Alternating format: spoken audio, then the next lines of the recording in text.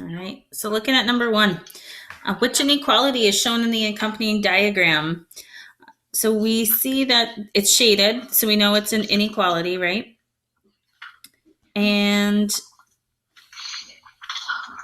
there's 4 different choices. Anyone want to tell us what to eliminate based on the shading going up your screen? No? Okay, cool. So the less than symbol here for numbers 2 and 4, that symbol reads y is less than 3/2 x. That's not going to be our cases because this graph is being shaded up the screen. So then we have to decide the slope, because the only difference here really between these two options is, I guess there's 2 differences. The slope, 3/2 or 2/3, and that line. So with number choice 1, there's no extra ink under it, which this dashed line will go with choice 1. Now, one other thing I did want to point out is there's another way, again, with that slope, from this ordered pair on the y-axis up to here, we can see it jumps 1, 2, 3 boxes up and 2 boxes over. So remember, our slope is the y values over the x values, which is your rise over your run. And I'll try to be writing a little better in the next one. Moving down to number 2. When solving the equation 3x squared plus 2 minus 9 equals 8x squared plus 7, Emily wrote 4 times 3x squared plus 2 equals 8x squared plus 16 as her first step. Which property justifies Emily's first step?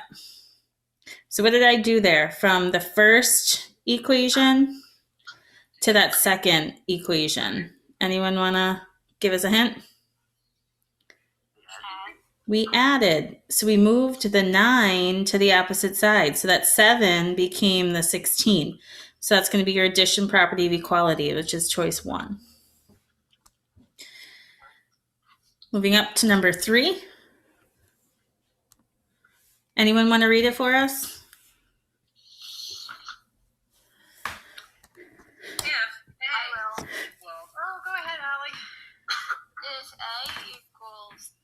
Squared plus 5x minus 6 and b equals negative 2x squared minus 6x plus 7 and ab equals. Okay, so it's going to say a minus b equals. So what we want to do is take this first trinomial, 3x squared plus 5x minus 6, and I'm going to rewrite it, 3x squared plus 5x minus 6. We're going to take that trinomial and we're going to subtract, and I'm going to use some parentheses here, the second set of parentheses. So when we subtract, and I'm going to write this vertically to help us combine like terms, negative 2x squared minus 6x plus 7. What we need to do with that minus out in front is it's really like a minus 1, and we need to distribute it. So this negative 1 times negative 2x squared is going to become positive 2x squared. And negative 1 times negative 6x is going to become positive 6x. And negative 1 times 7 over here is going to become a negative 7. So then when we go to combine like terms, we're going to add them down. So 3x squared plus 2x squared is going to give us 5x squared. 5x's plus 6x's will be plus 11x. And negative 6 minus 7 more is negative 13. So that's going to line up with which choice? Yeah. So that's where, again, we had to be careful of distributing that negative 1 in and combining our like terms. Moving down to number 4. The table below shows the average yearly balance in a savings account where the interest is compounded annually. No money is deposited or withdrawn after the initial amount is deposited.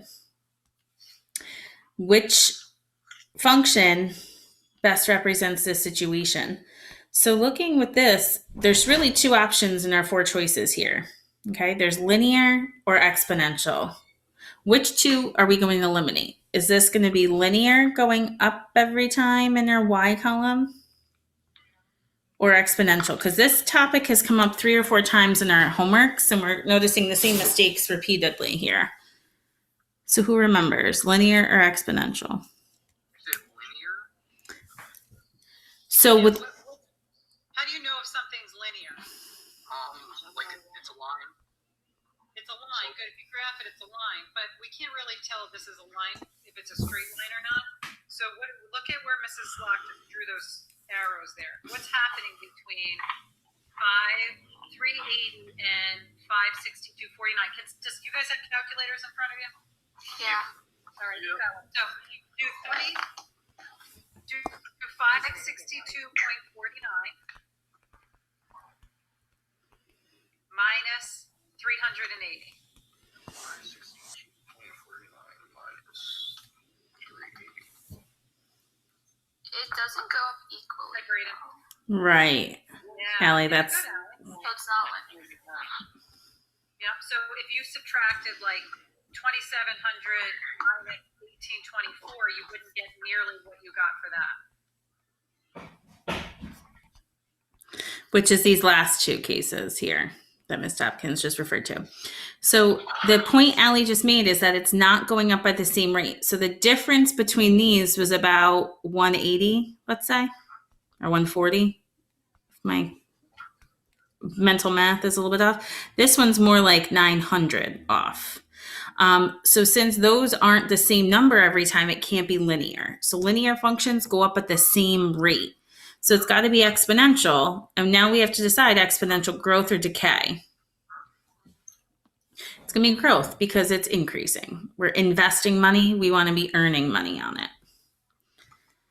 Right? So move into the back page. And I know in some of your packets, I think this graph didn't show up so great. But I think you could see on the bottom of the graph here. So a ball is thrown into the air from the edge of a 48-foot cliff. So we're throwing a ball up. It's hitting the top of the curve, and then the ball is coming down. The graph below shows its height, y. The ball is on the ground after X seconds. So can anybody tell me what this ordered pair would mean? It's over 2.5, right? Because it's between 2 and 3. So it's over 2.5. And it's up. The y value is 144. Can anybody tell me what that ordered pair means, X and Y?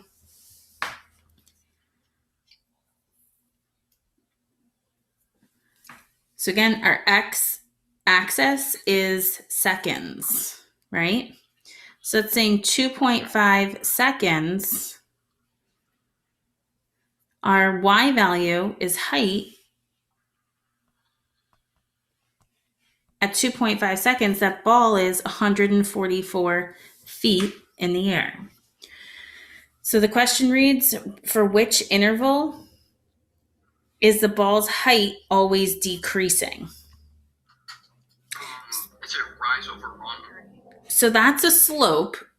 If we wanted, like between which set of points is the average rate of change, I think, Owen, is what you're thinking about, okay, is slope, yes. But here we're just looking for one interval for our X values. So the ball starts the highest point here in the middle of the curve, and then it's decreasing and coming down toward the ground, okay? So what interval is that hitting at? So it's starting at its highest point at 2.5 seconds. And when is it hitting the ground? At what time?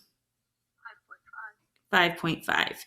So the interval across the x-axis here is between 2.5 to 5.5.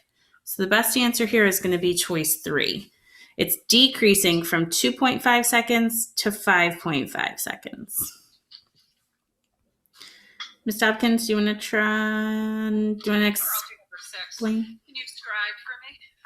Yes, I can. I gotcha. Okay. Someone want to read number 6 for us? I can. Thanks, Allie. The function 1, 3, 5, 7 and a range of 2, 4, 6. Could F be represented by 1, 2, 3, 4, 5, 6, 7, 2? All right, nice, thank you. All right, so what do we have to remember when we have functions and we have ordered pairs? So what makes something a function?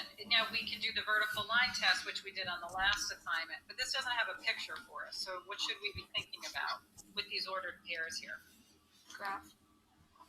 You can graph them and you can see if they pass the vertical line test, or we could remember that if we have an input of 1. You can have the same number, yeah. Yeah, good. So what cannot repeat? The X. Yeah, good. So if you so we have to be careful though, because I think we stressed too early on just the X is repeating. As like a clue to remember, right? We have to talk about inputs and outputs. So you could say, could F be represented by this? You could say yes, because every input is what, X or Y? What do you guys think? It's just an output. Is input X or is input Y? Input X. Yeah, good. So every input has its own output. Oh, I got that wrong.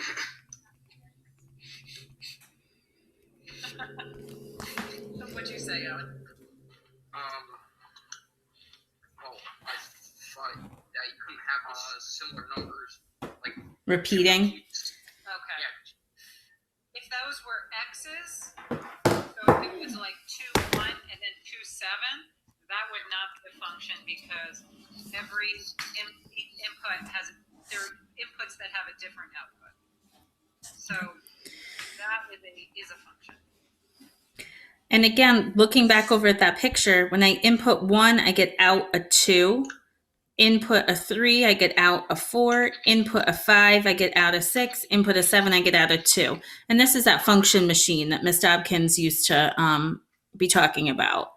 For each number she put in, she got a different candy out. So could you say that the F functions are all intersecting?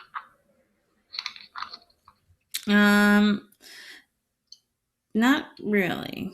I don't know what you mean by intersect. Graphed the points, they would pass the vertical line test. You could say something like that. Right. So if you did sketch it like I did here, you could refer to your sketch saying, when I graphed the points, they passed the vertical line test. Okay. So taking a peek at 7 and 8. Factor completely. Factor twice or more. All right, so completely, remember, is twice or more. And what kind of expression are we starting with? How many terms is that? X to the 4th plus 6x squared minus 7. It's a trinomial. So we're going to start with our M and our A. So Owen, what's the M value here? The M value, -7. Okay, and the A value is going to come in the middle as +6. Right? So if you guys had your graphing calculators, we could go to y equals -7 divided by x. But there's only 2 factors of 7. It's really 7 and 1. So how can we make a 7 and a 1 add to a +6? 7 and -1. So first step is we're going to double bubble. And remember, x to the 4th becomes x squared, and x squared at the beginning of both bubbles, plus 7 minus 1. That's the first factoring case. But it said factor completely. So we know we need to factor one of these 2 things again. So the first section is x squared plus 7. That's not the DOTS. Who can tell us what DOTS stands for? Yes.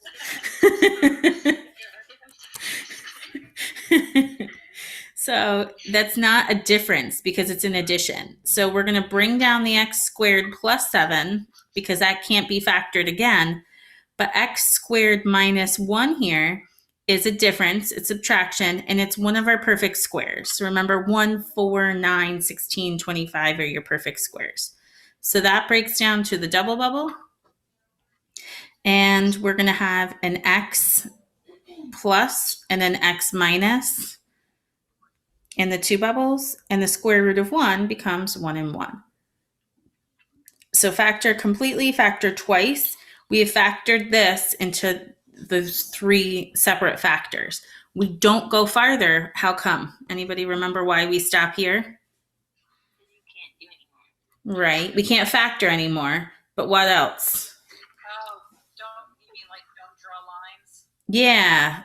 Like we couldn't do this. Why don't we do that? It's not equal to 0. Awesome, Lizzie. I think that was Lizzie at least.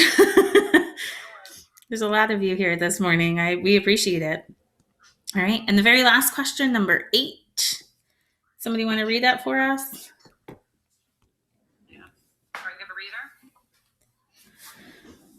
Okay, can you guys hear me? I don't know if I muted. Yeah. Yeah, you're good. Breakdown of a sample of a chemical compound is represented by the function P of T equals 300 times the quantity 0.5 to the F, or X. I can't see that. T. Where P of T represents the number of milligrams of the substance and T represents the time in years. In the function P of T, explain what 0.5 and 300 represent. All right, 300. I saw some good answers on this when I started grading. What does that 300 represent? The number of milligrams of substance decay. Yeah, good. The number of milligrams of the substance initially. What formula here? So here I've written the general equation, y equals a b to the x, or actually you guys might remember it as y equals a 1 minus r to the x power. I think we've done this both ways. What's happening here? It's why we're in quarantine. We're trying to stop the exponential growth of this disease. So this is exponential decay. This is kind of what we want. So how would you represent? So 300 is the starting amount. How would you guys represent 0.5? The rate. Yeah, it's the rate. So what is that rate? How much is it reducing each unit of time? A year. Each year it's reducing by how much? 0.5. 0.5. Yep. How do you change that to a percent? So remember, it's 1 minus r is 0.5. So here we get, when we subtract 1 from both sides, 0.5 is the rate of decay. And we can convert that to a percent by multiplying by 100. Okay, so 0.5 is the rate of decay by 50% each year. So that's considered half-life. That might be a vocab word you guys might remember from, I think, earth science. There's a half-life when things are decomposing over time. Anybody remember that term?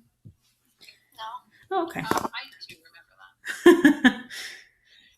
Mrs. Locke, so should I just give everyone a 10 who is on this call? I would say so, Ms. Hopkins. I believe we wanted to see them writing this down, perhaps.